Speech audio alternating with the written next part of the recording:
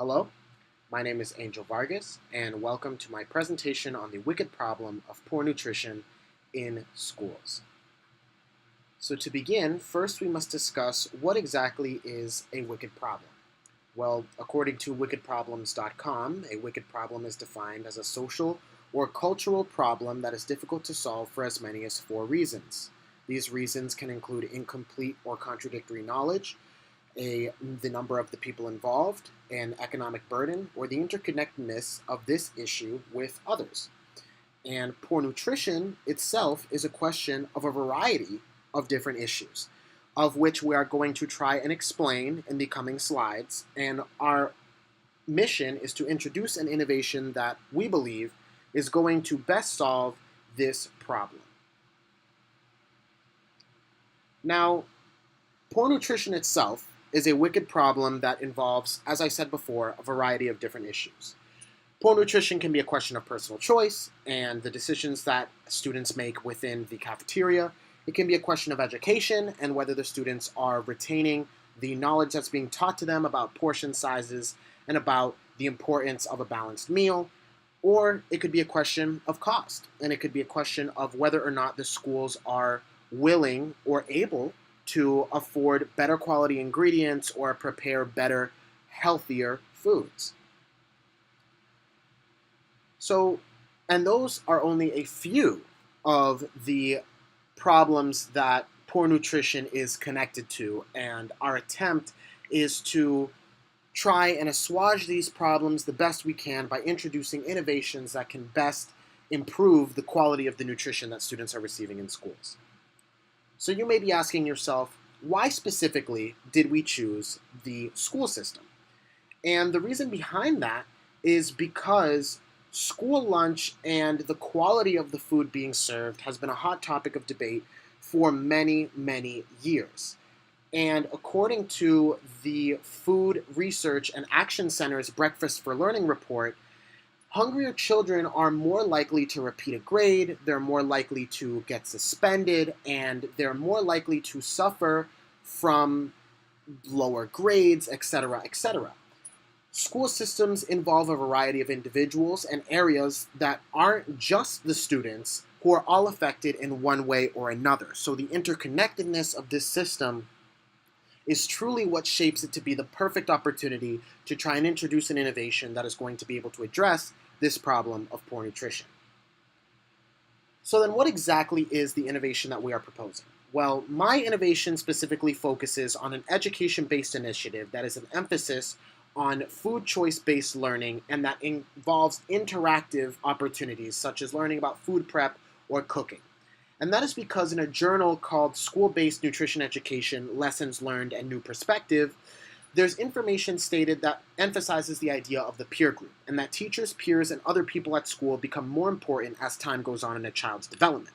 And for that reason, we want to ensure that we are introducing a bi-monthly assembly that ensures that these students are getting together in mass and seeing each other participate in these activities, as well as emphasize that interactive learning, because if we are able to combat the stigma behind food preparation and cooking in general, that it's not just something that adults can do, that students can do it too, that we ensure that students are better equipped for the future to be able to better prepare foods and increase their nutrition.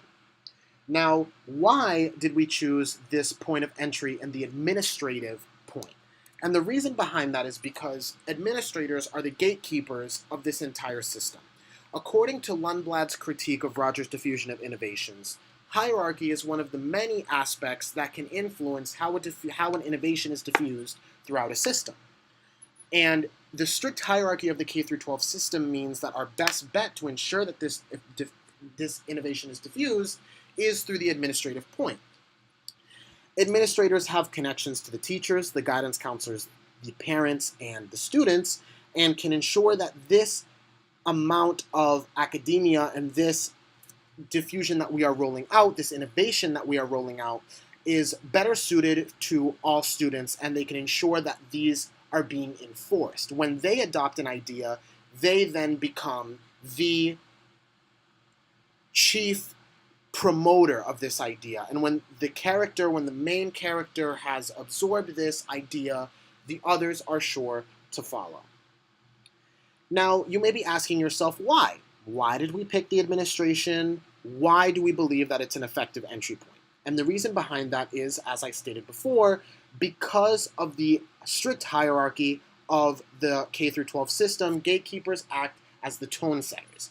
They're the ones that make sure that this information is going to be diffused. They decide what is going to be diffused and when, and they have the largest say in where and how this innovation gets rolled out. So we want to ensure that we are working with the administration because of its vast access to all other members of the system. So some benefits surrounding this diffusion include the high relative advantage and the trialability of this innovation. Rogers defines relative advantage as the degree to which the innovation is better than the status quo. Now, obviously, when you consider the research that I've proposed earlier, as well as the general knowledge, one can know that the public school nutrition is, as of right now in the status quo, not the best. So really, anything that we propose, especially anything that involves an increase in learning, an increase in applicable skills, can have a higher relative advantage.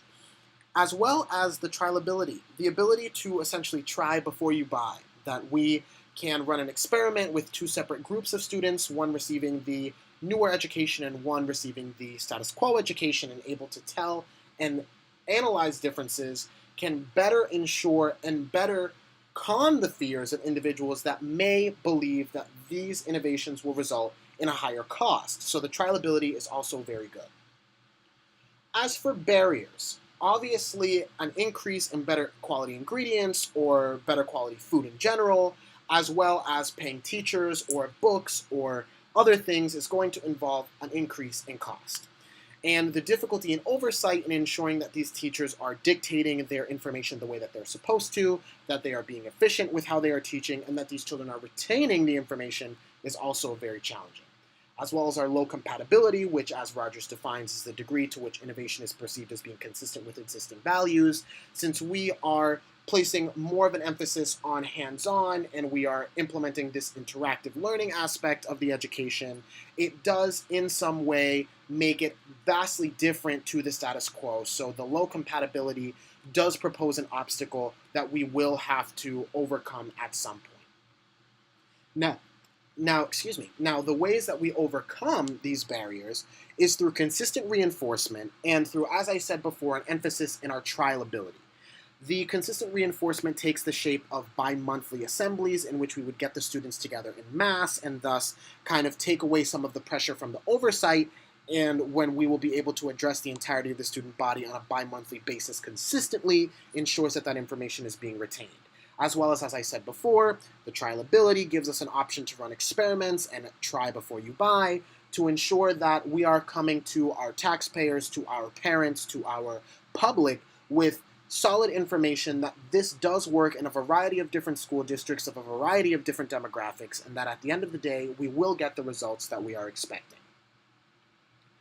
So in conclusion, there is a large emphasis on the interactivity and the classroom aspect of this innovation. We want children to be able to gain applicable skills in food preparation, food preservation, and apart from what they learn in the classroom about portion sizes and fats and grains and proteins, that they are taking with them the ability to know, how can I make something that's healthier for me? If the options that are not available to students at school fit what they want, then they are able to understand and better prepare their own.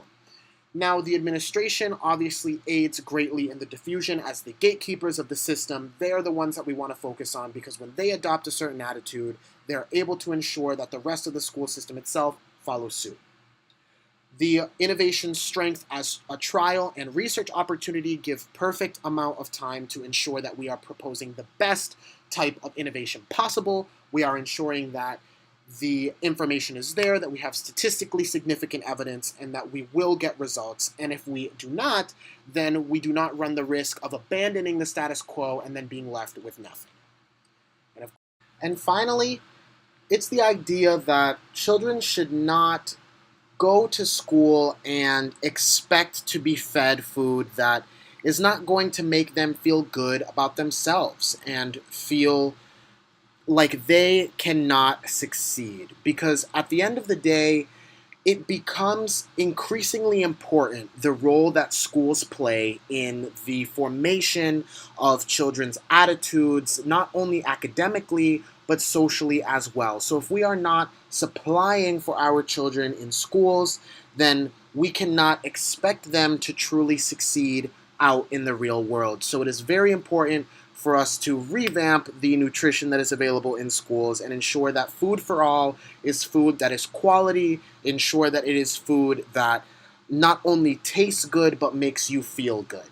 And I believe that this innovation does exactly that through its ability to run as a trial, through its ability to give students applicable skills to help them grow, to help them develop, and ultimately to equip them with the tools that are necessary, not only to know what is best for them, but also to make what is best for them. Because that is the most valuable skill of all. And when you are in a situation where you do not have food that you like, that you are able to make your own.